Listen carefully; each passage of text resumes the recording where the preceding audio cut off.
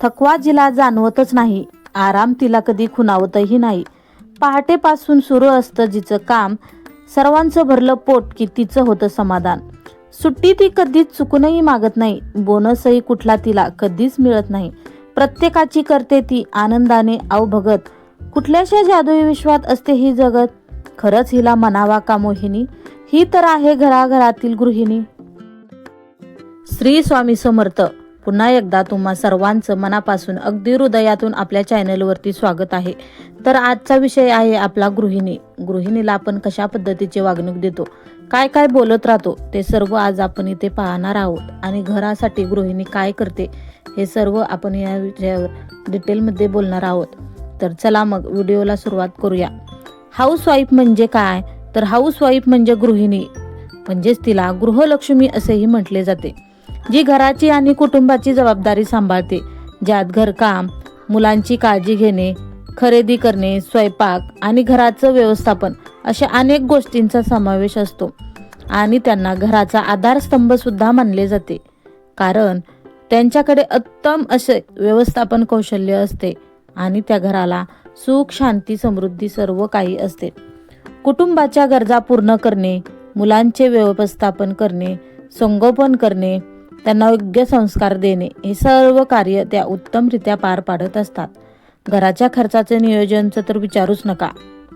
आजकाल हाऊसवाईफ ऐवजी होममेकर हा शब्द सुद्धा वापरला जातो, जो त्यांच्या कार्याला अधिक महत्त्व देतो आणि त्यांना एक मल्टीटास्कर म्हणून पाहतो.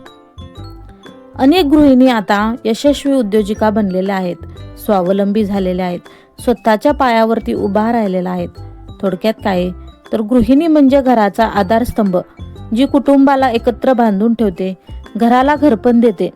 म्हणूनच गृहिणी होणं सोपं नसतं, कारण महिला तर काम आणि घर अशी दुहेरी जबाबदारी सांभाळण्याचा निर्णय घेतात, तर काही महिला गृहिणी बनून संसार सांभाळण्याचा निर्णय घेतात. आज आपण गृहिणींना त्याच गोष्टींबद्दल जाणून घेणार आहोत, ज्या इतर महिलांच्या तुलनेत उजव्या असतात, पण त्यांच्याकडे नेहमीच आपण कमी नजरेने पाहतो, म्हणजेच आपण त्यांच्याकडे अजिबात लक्ष देत नाही. गृहिणी म्हणजे काय, तर होममेकर, हाऊसवाईफ, तुम्ही काहीही म्हणा, पण या स्त्रिया आपल्या घराला सर्वात जास्त महत्त्व आणि प्राधान्य देतात. गृहिणी इतर कोणापेक्षाही कमी नसतात. त्यांचं होम मॅनेजमेंट इतकं मजबूत असतं की भल्या भल्या लोकांनाही त्यांच्या पुढे घाम फुटतो. गृहिणी घराची शोभा असते, लक्ष्मी असते, सुख, शांती, समृद्धी सर्व काही असते. त्यांच्या विना घराला अजिबात घरपण नसतं. म्हणजेच काय, तर घरातील लक्ष्मी जर खुश असेल ना, तर सर्व काही खुश असतं असं आपण म्हणतो, म्हणजे सर्व घरही खुश राहतं असं आपण म्हणत राहतो. बऱ्याचदा बोलता बोलता नकळतपणे आपण बोलून जातो की तू दिवसभर काय करत असते, तुला काय काम आहे, तू घरीच तर असते, घरातील साफसफाई सुद्धा तू व्यवस्थित करत नाही, ते सुद्धा तू नीट करत नाही, असं आपण अगदी सहजपणे बोलून जातो. पण जेव्हा ती घरात नसते, ती आजारी पडते, तेव्हा मात्र सगळ्याच कामांची जबाबदारी आपल्यावर येते. मग आपल्याला कळतं तिच्या कष्टाची किंमत. म्हणूनच गृहिणींची तुलना आपण कोणाशीही करू शकत नाही. सकाळच्या पहिल्या गरमागरम चहापासून ते रात्रीच्या हळदीच्या दुधापर्यंत सारं काही ती अगदी चोखपणे बजावते. वर्किंग लोकही इतक्या हुशारीने टाइम मॅनेजमेंट करत नाहीत, जितक्या शिताफीने गृहिणी घर सांभाळत असते. ती स्वतःच्या नाही तर कुटुंबातील सदस्यांच्या शेड्यूलवरती बारकाईने लक्ष ठेवून असते. जसं की मुलांना शाळेत कधी सोडायचं, कधी उठवायचं, कधी त्यांचं आवरायचं, सासू सासऱ्यांना नाश्ता कधी द्यायचा, औषध कधी द्यायचं, असं सर्व काही गोष्टी ती व्यवस्थित मॅनेज करत असते. मनी मॅनेजमेंट अर्थात पैशाचं व्यवस्थापन, यामध्ये गृहिणींचा कोणीच हात धरू शकत नाही. मिळणाऱ्या संपूर्ण पैशामध्ये महिनाभराचा खर्च कसा भागवायचा, कसं घर चालवायचं, त्यातून बचत कशी करायची, हे सर्व तिचं डोकं ज्याप्रमाणे चालतं ना, हे पाहून तर भल्या भल्यांना सुद्धा आश्चर्य वाटेल एवढा हिशोब तिचा चोख असतो.